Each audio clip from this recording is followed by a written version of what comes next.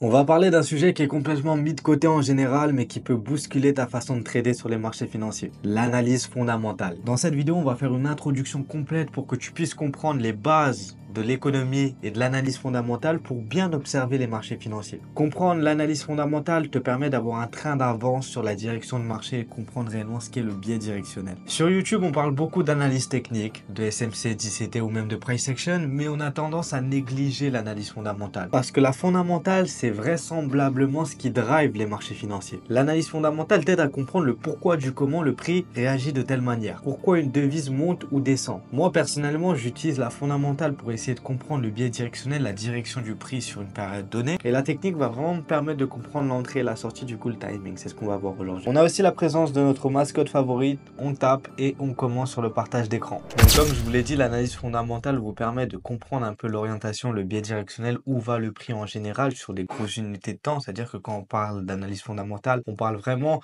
sur une grosse période donnée parce que quand il va y avoir une news économique, ça va nous donner la direction du marché pendant vraiment plusieurs semaines, tu vois. Et donc l'analyse technique va nous permettre de comprendre le timing, donc le point d'entrée et le point de sortie. C'est pour ça que c'est super intéressant de mettre les deux en corrélation, bien que tu puisses comprendre l'orientation et le biais directionnel à travers aussi l'analyse technique. Mais aujourd'hui, c'est beaucoup plus fiable en comprenant l'économie d'un pays parce que les marchés financiers évoluent en fonction de l'économie du pays. Donc la fonda, en fait, c'est la réalité économique derrière le prix. Tu peux avoir toutes les patterns du monde, tu peux avoir tout ce que tu veux sur le graphique, mais aujourd'hui, si le prix veut aller dans l'autre sens parce qu'il y a une donnée économique importante à prendre en compte, il va forcément y aller. Donc la fonda, elle te permet de comprendre pourquoi le dollar il est fort cette année, pourquoi l'or explose et pourquoi certaines devises se crachent sans prévenir. Bref, en gros, la fonda, ça te donne un contexte macroéconomique super important à prendre en compte pour trader intelligemment. Donc là, on a directement les trois piliers de l'analyse fondamentale. Ça repose sur trois piliers. Du coup, dans un premier temps, on a les données économiques. Du coup, c'est vraiment le cœur de l'économie. Tout ce qui est PIB, chômage, inflation qu'on va détailler juste après. On a tout ce qui est de la politique des banques centrales. Du coup, les politiques monétaires, le taux directeur, la projection, etc. Ça, c'est vraiment aussi une donnée super importante à prendre en compte. Et dans un troisième temps, on a les données géopolitiques. Du coup, les crises, les élections, les guerres, les tensions mondiales, tout ce qui peut se passer à travers des news, par exemple la guerre en Ukraine, les tensions commerciales qu'il y a actuellement entre les États-Unis et la Chine, ce sont des facteurs super importants à prendre en compte pour l'évolution d'un marché, que ce soit sur le marché du forex ou même le marché de la crypto-monnaie par exemple. Et en gros, ces trois piliers te permettent de construire un biais directionnel super important, qui est vraiment cohérent, et du coup tout ça on va les explorer un par un. Donc là, ce qui se passe, c'est qu'on va se concentrer vraiment sur ce qui se passe au niveau des données économiques, quels outils on peut utiliser pour vraiment les interpréter, et vraiment aussi prendre en compte que plus une économie elle est forte, plus la devise elle est attractive et plus les investisseurs vont aller dans ce pays, vont investir là-bas parce que c'est ce qu'ils veulent, les investisseurs, un retour sur investissement. Du coup, il faut que l'économie soit attractive. Juste avant de rentrer en détail dans tout ce qui est des données économiques, s'il y a un objectif principal pour chacun de ces piliers-là que je vous ai montré juste avant, les données économiques vous permettent du coup d'évaluer la santé macroéconomique d'un pays. Les banques centrales, l'objectif principal est de comprendre quelles sont les intentions politiques il y a derrière cette monnaie. Et ensuite, au niveau de la géopolitique, c'est d'intégrer le risque systémique et le sentiment global de ce qui peut se passer, les catastrophes naturelles et vraiment toutes sortes de choses qui sont vraiment imprévues. Et donc, dans un premier temps, on va parler de tout ce qui est des données économiques. Donc, dans un premier temps, le taux d'intérêt, c'est quoi? C'est tout simplement l'arme principale des banques centrales, ok? Le taux d'intérêt détermine le coût d'argent. Quand il est élevé, ça attire les investisseurs parce que les investisseurs, en fait, ils peuvent obtenir un meilleur rendement. Imagine maintenant que la Banque centrale des États-Unis propose 5% de rendement, alors que celle du Japon en propose seulement 0%. Où vont aller les capitaux? Principalement chez les États-Unis. Donc, hausse de taux égale devise renforcée. Baisse des taux égale devise affaiblie. Une astuce que je vous donne, c'est de suivre les annonces du FOMC, de la BCE, de la BOE, parce qu'une hausse surprise peut faire exploser une devise. Et en général, c'est ce qui se passe sur les marchés, c'est que quand tu vois une grosse bougie arriver d'un coup, c'est que derrière, il y a une annonce économique à prendre en compte. Ensuite, dans un deuxième temps, on va parler de l'inflation. L'inflation, en gros, c'est égal les prix qui montent. Trop d'inflation, ça veut dire que ton argent perd de sa valeur. Trop peu, ça veut dire que l'activité économique ralentit. Et les banques centrales, ce qu'il faut se dire, c'est qu'en général, elles ciblent 2% d'inflation annuelle, ok? Si l'inflation, elle est trop haute, elles remontent les taux pour justement ralentir l'économie. Mais si l'inflation, elle est trop basse, elles peuvent baisser les taux pour relancer l'activité, justement. Un exemple tout simple, c'est que le CPI américain, s'il est supérieur aux attentes, eh ben, ça peut tout simplement renforcer le dollar parce qu'il anticipe une hausse des taux. Maintenant, c'est quoi le PIB? Bah, ça mesure tout simplement la richesse produite dans un pays. Plus il est élevé, plus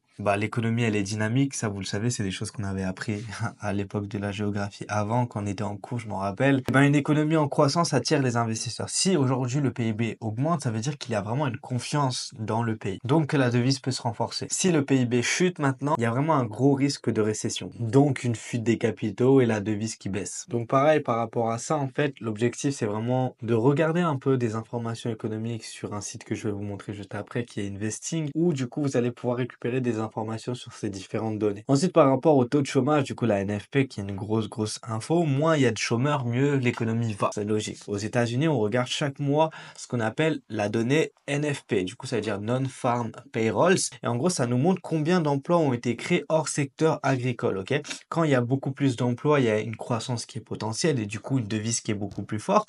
Maintenant, s'il y a beaucoup moins d'emplois, il y a un ralentissement de l'économie. Du coup, la devise se retrouve affaiblie. Du coup, maintenant, le PMI. C'est quoi? Le PMI, en gros, ce sont des enquêtes réalisées auprès des directeurs d'achat d'entreprises, ok? En gros, ils vont évaluer tout ce qui est le PMI manufacturier et le PMI des services. En gros, ça mesure tout simplement l'activité du secteur privé avant même que les chiffres de PIB soient publiés. Donc, pourquoi c'est important? Parce qu'en fait, les directeurs d'achat sont en première ligne dans l'économie d'un pays. C'est eux qui vont commander tout ce qui est des matières premières, équipements, personnel. Donc, leur ressenti, ça reflète un peu ce qui se passe dans l'économie d'un pays. Un PMI au-dessus de 50, c'est une économie en expansion. Un PMI en dessous de 50, on dit qu'elle est en contraction. Donc, il y a un gros ralentissement de l'activité. Maintenant, la balance commerciale, c'est tout simplement la différence entre ce qu'un pays exporte et ce qu'elle importe. Aujourd'hui, si elle exporte beaucoup, ça veut dire qu'elle vend beaucoup ailleurs. Et si elle importe beaucoup, c'est qu'elle reçoit beaucoup.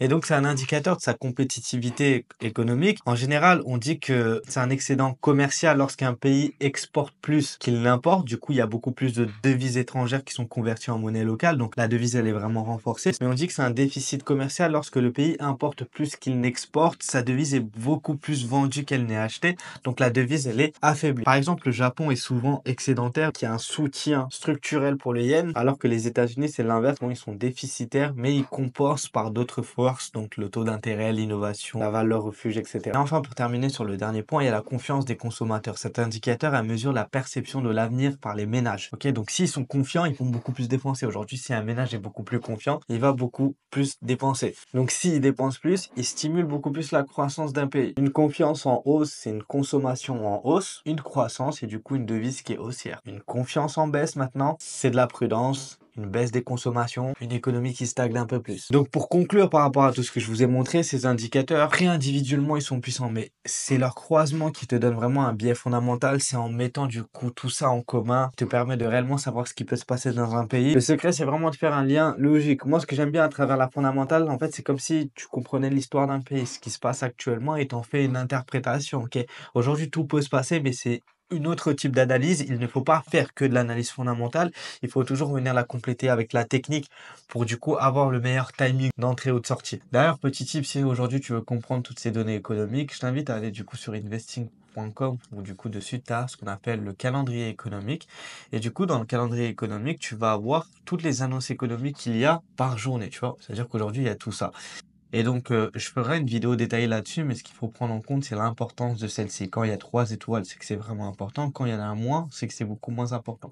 Mais du coup, avec ce calendrier économique, tu sais, du coup, quel événement aura lieu à un moment donné. Ok, je sais que par exemple, demain, il y aura des annonces économiques 9h45 où du coup, on parle du PMI comme je vous ai parlé. Donc, il faudra être à l'affût vers 9h45. Mais voilà, c'est des petites informations à prendre en compte que je vous invite à utiliser investing.com. Le lien sera dans la description. Donc maintenant, on va parler d'un point super important qui est la décision du coup des banques centrales. Les banques centrales sont les entités les plus influentes sur les marchés financiers. Pourquoi? Parce qu'elles contrôlent le prix de l'argent, qui est les taux d'intérêt. Et en gros, leur rôle, c'est de stabiliser l'inflation, favoriser l'emploi, soutenir la croissance. Et les outils utilisés sont des outils comme les taux directeurs. Un exemple tout bête, c'est que si la Fed annonce vouloir relever les taux directeurs 3 fois dans l'année, on aura un sentiment d'anticipation qui va avoir lieu. Le dollar va monter avant même que la première hausse n'ait lieu. Donc les données à surveiller par rapport aux politiques des banques centrales sont les réunions, tout ce qui est FOMC, BCE, BOE, les conférences de presse lorsque Lagarde ou Powell parlent. Et ce qui est intéressant aussi de surveiller, c'est leur comportement, l'intonation de leur voix quand ils parlent. C'est vraiment aussi de l'analyse de comportement. Et ensuite, maintenant, on va parler des événements géopolitiques. En fait, ici, on rentre dans quelque chose qui est un peu plus imprévisible, mais dans le réel, ce qui est tout aussi important. Ce qui se passe dans le monde directement influence les marchés financiers parce que les marchés financiers sont régis par une chose, c'est tout ce qui se passe dans le monde. Et parfois, ces données économiques, ce sont